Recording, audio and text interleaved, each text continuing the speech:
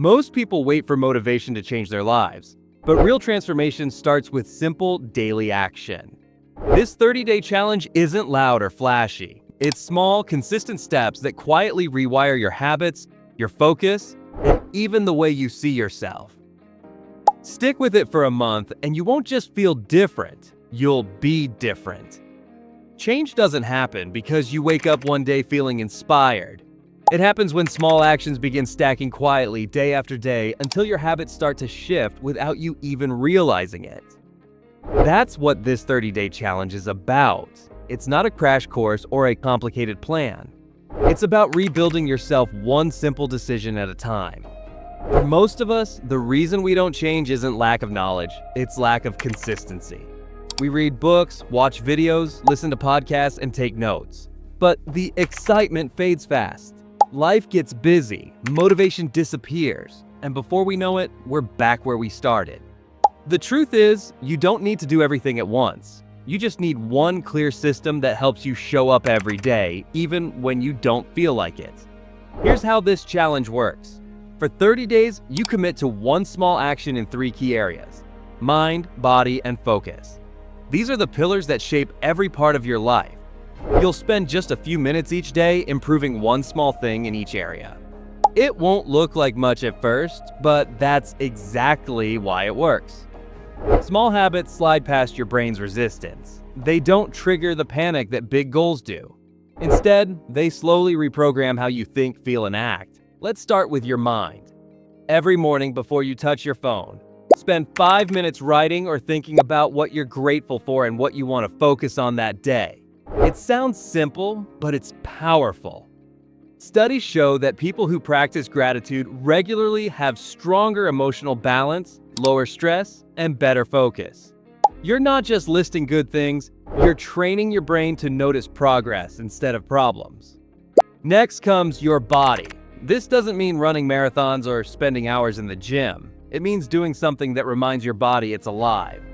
Walk outside, stretch for 5 minutes, drink a full glass of water first thing in the morning. Your physical energy fuels your mental clarity. When your body moves, your brain wakes up. Even short bursts of movement release dopamine, the same chemical that drives motivation. And finally, your focus.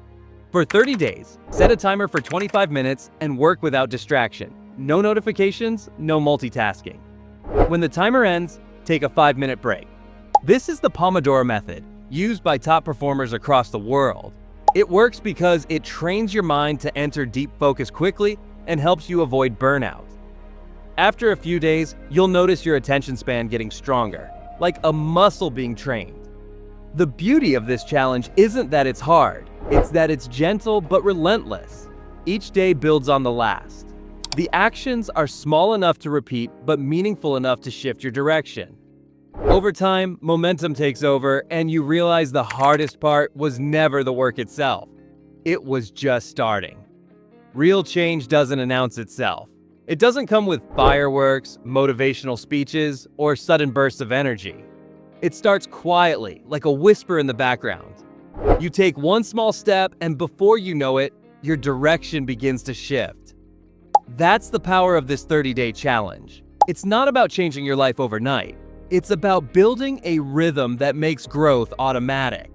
By the end of the first week, something interesting starts to happen. You begin to notice small wins. You're less restless in the morning, your thoughts feel clearer, and even tiny tasks feel easier to finish. It's not because your life suddenly got simpler. It's because your brain is learning that action feels better than avoidance. Momentum replaces hesitation, and that's when real progress begins. Science backs this up too. Research from University College London found that it takes, on average, 66 days to form a new habit. But the first 30 days are the most important. They're the foundation. This is when your brain rewires itself, building the pathways that turn effort into instinct. Each repetition tells your mind, this matters. The more often you repeat, the easier it becomes. You're literally teaching your brain a new way to think. Now, around week 2, you'll face resistance. You'll start feeling that pull to skip a day. Your brain will whisper, One day off won't matter, but it always matters. This is the trap most people fall into. The belief that small breaks won't break momentum. In truth, that's exactly how momentum dies. Think of it like rolling a snowball. Each day adds another layer. Skip a few and it starts melting faster than you think. The key here isn't perfection, it's recovery. Everyone slips. What matters is how quickly you return. If you miss one day, never miss two. That's the rule. Restart the next morning like nothing happened. That's what builds mental discipline. Not never falling, but refusing to stay down. By day 15, you'll start noticing how your self-talk changes. Instead of saying, "I should," you start saying, "I do." The challenge begins to feel less like effort and more like identity. You stop chasing motivation because you've built consistency. And consistency is stronger than motivation. It's what keeps you going when the excitement fades. Your evenings will start to look different too. Instead of scrolling endlessly before bed, you'll catch yourself thinking about what you accomplished during the day. That quiet satisfaction begins to replace guilt. It's not loud, it's not dramatic, but it's real. It's the kind of confidence that only shows up when you keep small promises to yourself. By the end of the second week, the results aren't just mental, they're visible.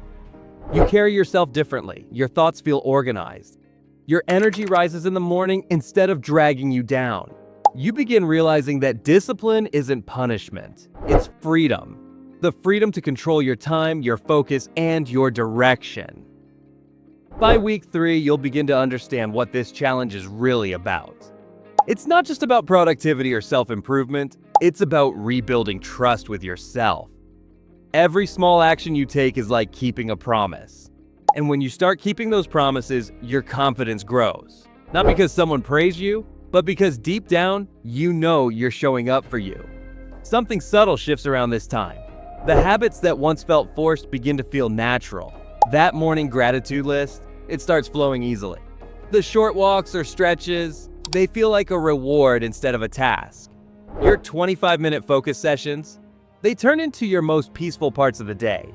That's what true progress looks like. Not dramatic changes, but gentle alignment. You start acting like the person you've always wanted to become. By week 4, people around you start to notice. They might not know what changed, but they'll sense it. You'll seem calmer, more focused, maybe even a little happier. Your mind won't feel as cluttered. You'll make decisions faster, speak with more clarity, and find yourself reacting less to stress. It's not magic, it's momentum. The kind that builds quietly until it becomes visible. You'll also realize that discipline isn't about control, it's about care. You move with intention because you finally respect your time. You stop doing things that drain your energy and start choosing things that build it. The noise of distractions, the endless scrolling, the self-doubt, it all begins to fade into the background. Because now, your attention has direction. When day 30 arrives, there won't be fireworks or applause, but there will be peace. You'll wake up knowing you've built something real, a foundation that doesn't disappear with the next mood swing or motivation drop. You'll look back and see that each day was a brick, and now you're standing on something solid. Something that's yours. The most powerful part of this challenge isn't the habits, it's the realization that you never needed a massive plan to change your life. You just needed a reason to start and the courage to keep going. 1 month ago, you might have doubted your ability to stay consistent, but now you've proven yourself wrong. You didn't need to become a new person, you just needed to act like the person you already were underneath the noise. So if you're thinking about starting, don't wait for the perfect moment. It won't come.